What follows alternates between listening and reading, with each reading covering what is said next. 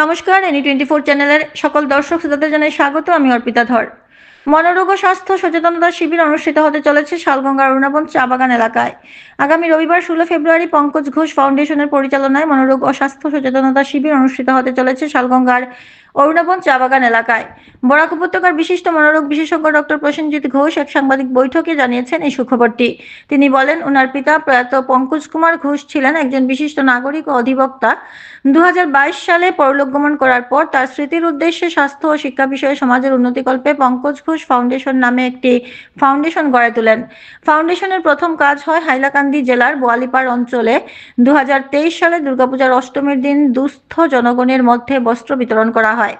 গত রবিবার হাইলাকান্দি জেলার লালা শহরে মানসিক রোগের ব্যাপারে সচেতনতা বৃদ্ধির উদ্দেশ্যে এক শিবির আয়োজন করা হয়। এতে শতাধিক রোগীর মধ্যে বিনামূল্যে ঔষধ বিতরণ করা হয়, বিনামূল্যে ইসিজি ও নিউরোপ্যাথি টেস্টিংও করা হয় দুস্থ রোগীদের মধ্যে।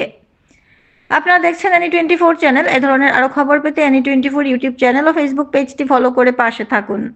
আমরা আগামী রবিবার 16 ফেব্রুয়ারি শালগঙ্গা অঞ্চলের অরুণাবন চা বাগিচায় আমরা আরেকটা মানসিক স্বাস্থ্য শিবির এবং সচেতনতার উদ্দেশ্যে আরেকটা শিবির আয়োজন করছি, যেটাতে আমাদের সঙ্গে থাকবেন আমাদের সহযোগীরা এবং আমাদের ফাউন্ডেশনের সদস্যরা।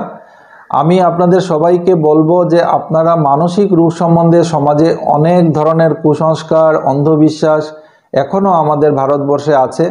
আমরা দেখি যে বিভিন্ন সময় মানসিক রোগীরা মানসিক চিকিৎসকের কাছে না গিয়ে ওরা বিভিন্ন ধরনের ফেইথ হিলার বা ইন্ডাইজেনাস ডক্টরস বা ইন্ডাইজেনাস মেডিকেল সিস্টেম ওদের কাছে যান এবং সেই সময় ওরা বহুমূল্য এবং যেটা প্রয়োজনীয় যেটা চিকিৎসা ব্যবস্থা সেটা থেকে ওরা দূরে থাকেন এবং একটা মূল্যবান সময় ওরা নষ্ট করেন। কারণ আমরা জানি যে মানসিক রোগের চিকিৎসাটা দীর্ঘমেয়াদী। তো আপনারা যদি রোগটা হওয়ার সাথে সাথে আপনারা যদি মনোচিকিৎসক বা সাইকিয়াট্রিস্টের কাছে পরামর্শের জন্য আসেন, তাহলে আপনাদের রোগটা তাড়াতাড়ি সুস্থ হওয়ার সম্ভাবনাটা বেশি থাকে।